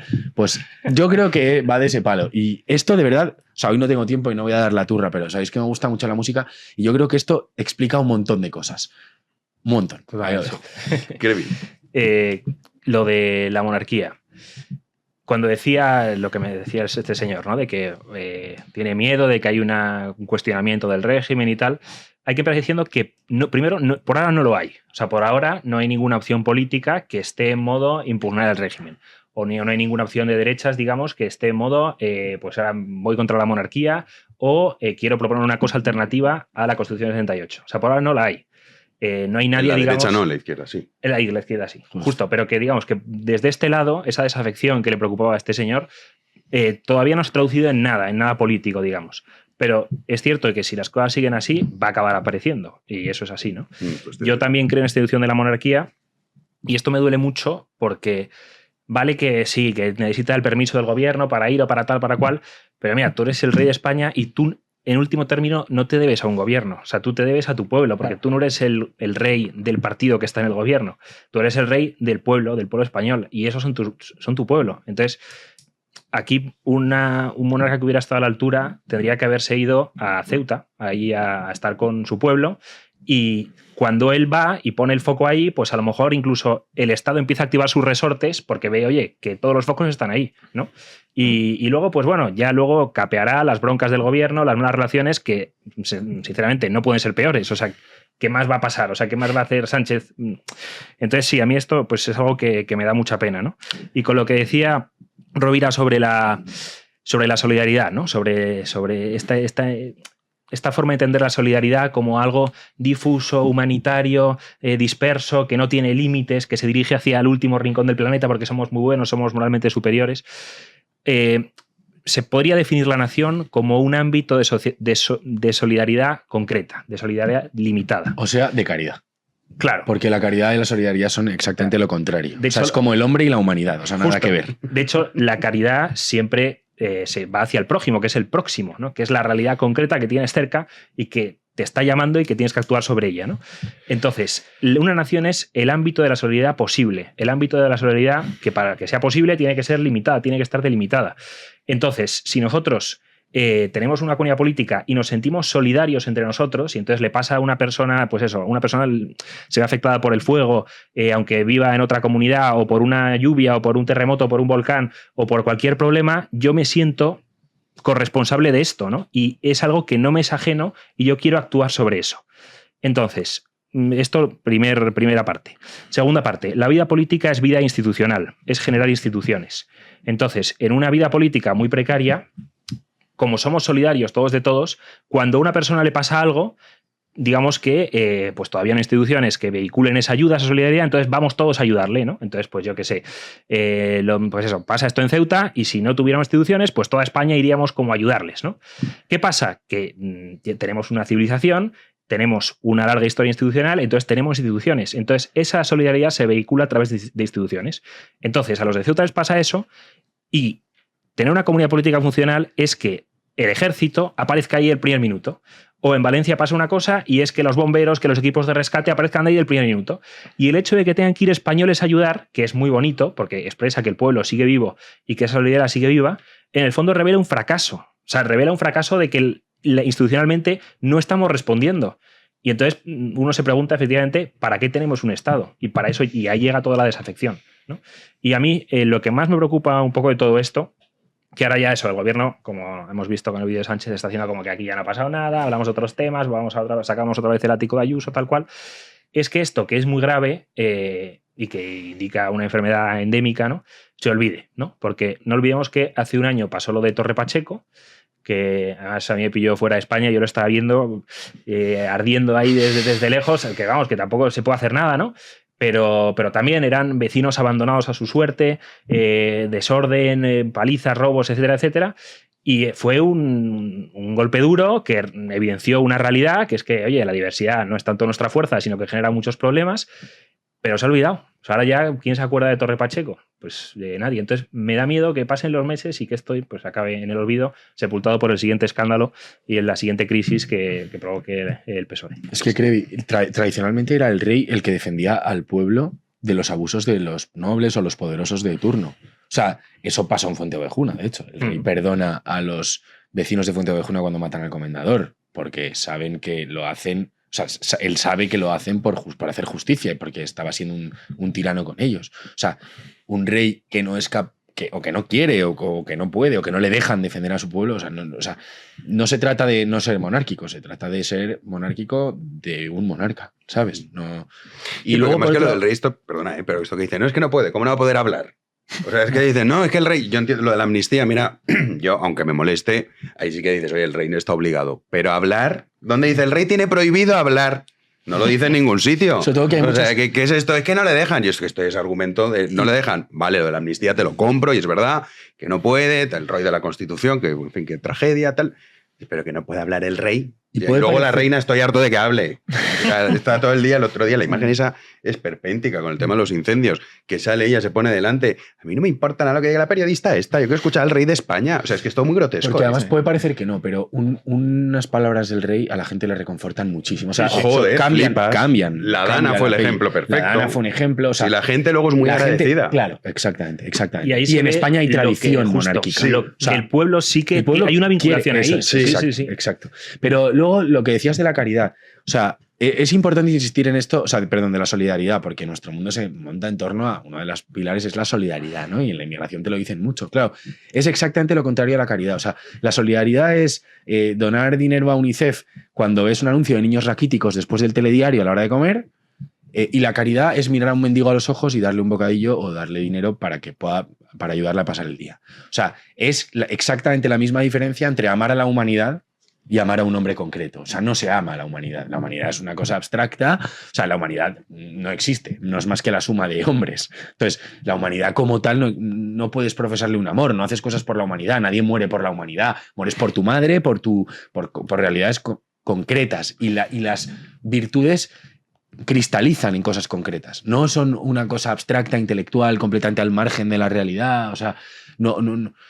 Yo creo que esto tiene que ver con la carne y con los elementos, o sea, con las cosas que puedes tocar, porque una patria en el fondo también la puedes tocar. O sea, una patria se encarna eso en tus padres, se encarna hasta en una acera. O sea, a mí no se me ocurre tirar mierda en Madrid, porque Madrid es parte de mi patria, es mi patria chica, o sea, es mi hogar. Yo no tiro una puta lata de cerveza al suelo en mi patria. Y esas son las realidades en las que se concreta la patria. Y uno solo puede ser virtuoso ante las cosas concretas. No ante las cosas abstractas. Entonces, lo de la solidaridad es un cuento absurdo que no hay por dónde cogerlo.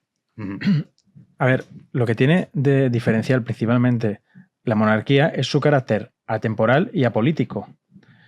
Si frente a un ataque a España, frente a un ataque a esa comunidad y a su integridad territorial, que es en definitiva lo que conforma el país, no tiene nada que decir, pues bueno, pues que para eso pues tendremos un funcionario que se encargue de inaugurar polideportivos y ya está. Y de lo que hablaba Juan, toda la razón, pero de hecho yo quiero retrotraerme un poquito más antes de la llegada, ¿no?, del régimen del 78, la valla de Melilla no era la que hay ahora. La valla de Melilla era mucho menor. De hecho, yo insto a la gente que nos está escuchando a ver cómo era y cómo se defendía aquella valla en los años 60, 50, 70. Era una valla de poco más de 1 metro. Era una valla de 1,5 metros, con, en fin, una frontera ciertamente militarizada o, ¿no?, o con miembros del ejército, desde luego. Y no teníamos los problemas que había. Entonces, primero es una cuestión, por supuesto, de recursos, ¿no? Pero sobre todo es una cuestión de voluntad de autodefensa. No existe voluntad de autodefensa. Existe un gobierno cipayo y lacayo, probablemente extorsionado por Marruecos, dispuesto a no hacer absolutamente nada, no solo eso, sino a loar al gobierno de Marruecos como un socio fiable, insisto. Entonces, no es tanto un problema de frontera, es un problema de que no hay una voluntad de defensa y Marruecos, que es el gobierno, es la monarquía que ha lanzado a todas esas personas contra nuestra valla, lo sabe perfectamente. Entonces, partiendo de la base, todo demás, yo insisto, de verdad, a la audiencia a que busque cómo era esta valla, cómo era la valla fronteriza en los años 70, en los años 60. Si es que era una cosa ridícula, porque España era un país que se respetaba fuera.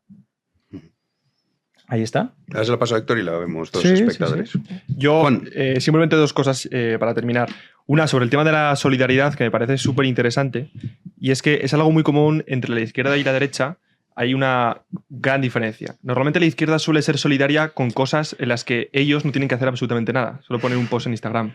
Son solidarios con temas que les están muy lejos de ellos. Pues son solidarios con Palestina, son solidarios con el mundo de la inmigración, pero en abstracto. Es decir, son solidarios con cosas en las que ellos no tienen que tomar acción ni tienen que tomar parte.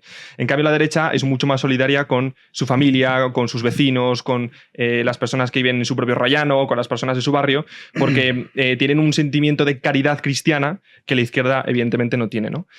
Y para terminar, ahora que está muy de moda La Odisea, por la película de Christopher Nolan. Es que me he negado a verla. Haces bien. O sea, a no ser que vayas a verla en IMAX por el tema de que es bonita. ¿Cómo es esa movida que la ha grabado en una cosa rara que solo tiene... O sea, Nolan ha grabado... cines, o sea, a mí me gusta mucho el cine. Nolan ha grabado la película con cámaras de IMAX 70 milímetros.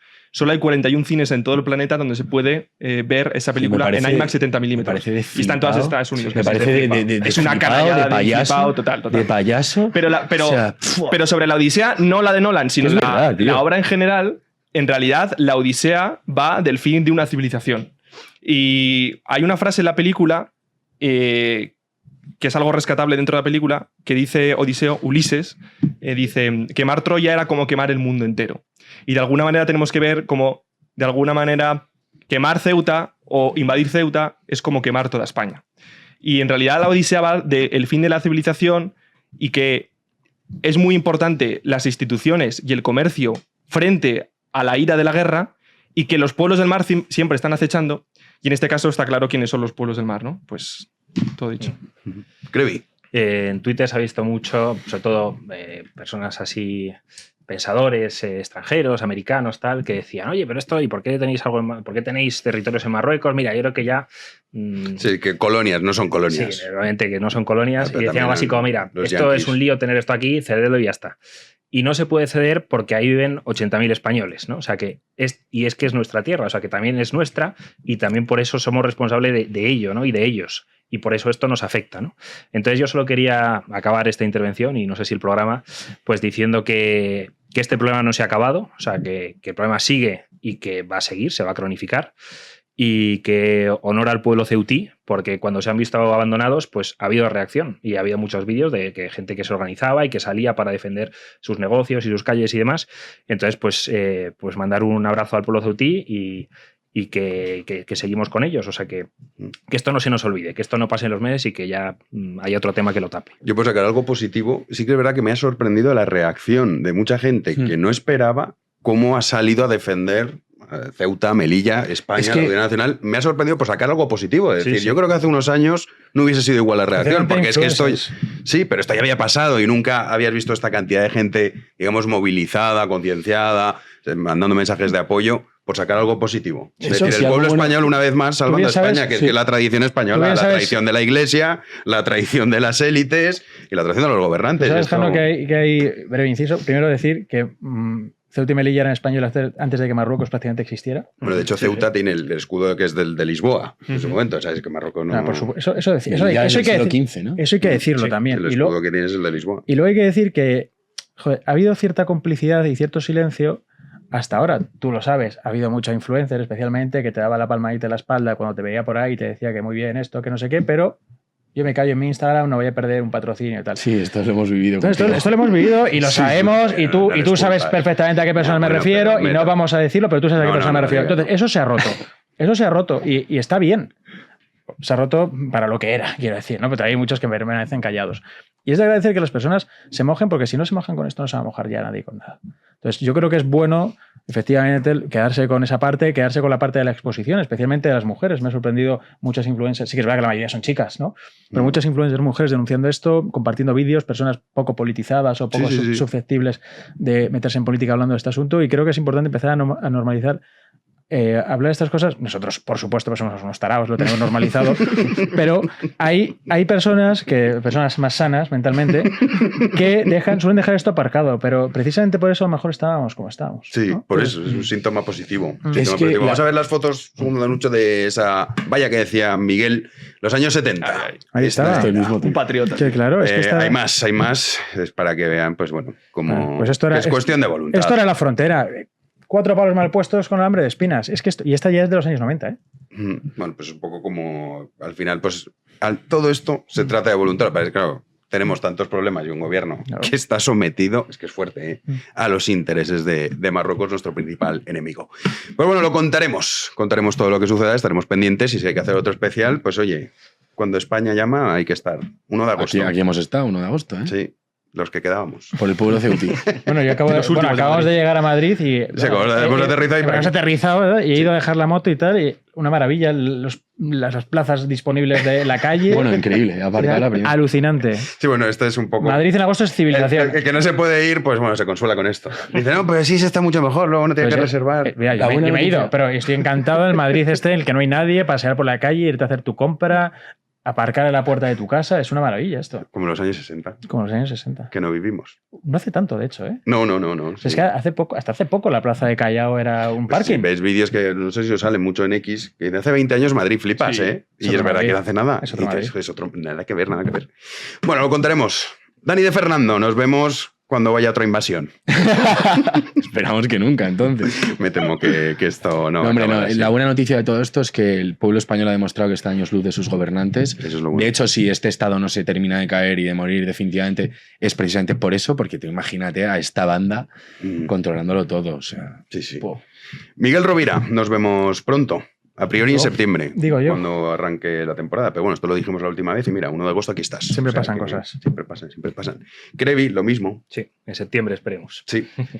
Navarrete, oye, a lo mejor en septiembre te puedes sumar. Yo cuando me cites. ¿Has estado a gusto? Como al toro. Sí, claro. Como al toro. Además es muy taurino, Navarrete. Soy muy taurino. Bien. Sí. Un patriota, de verdad. Y con buen gusto. Sí, bueno, nuestro querido Héctor. Claro, como él vive aquí. Vamos, Héctor. Aquí está. El pobre. Aquí está al pie del cañón el sábado 1 de agosto. Y Héctorcillo, aquí está. La gente que levanta España. Sí, Héctor se ríe mucho de mis camisas y tal. Yo creo que estaría bien a lo mejor que mostrara que Héctor, ¿quieres salir? A lo mejor le interesa a la audiencia, ¿no? Es verdad. No sé, por proponer. A lo mejor ha venido muy veraniego, vamos a decir eso. Ha venido muy veraniego Héctor. Y recordarles que se pueden hacer socios de Big One, que dejamos contenido durante todo este mes, por supuesto, entrevistas, programas del maestro Alberto Galil, el informe de David Alandete, Miguel Ansó Bastos, bueno, muchísimas cosas. Y también Freedom Collection, que hemos sacado la colección Orgullo Español, así que está el 30% de descuento. Algunas de las colecciones, de los modelos, son limitados, así que pues les animamos a que nos ayuden y visiten tanto freedomcollection.es como también el Club de Socios de Big One, si no lo son, para que nos puedan seguir apoyando para que sigamos aquí. Y nada, gracias chicos por estar aquí este 1 de agosto, gracias Héctor, y a ustedes pues les emplazamos a una próxima entrega y como siempre, muchísimas gracias por estar ahí.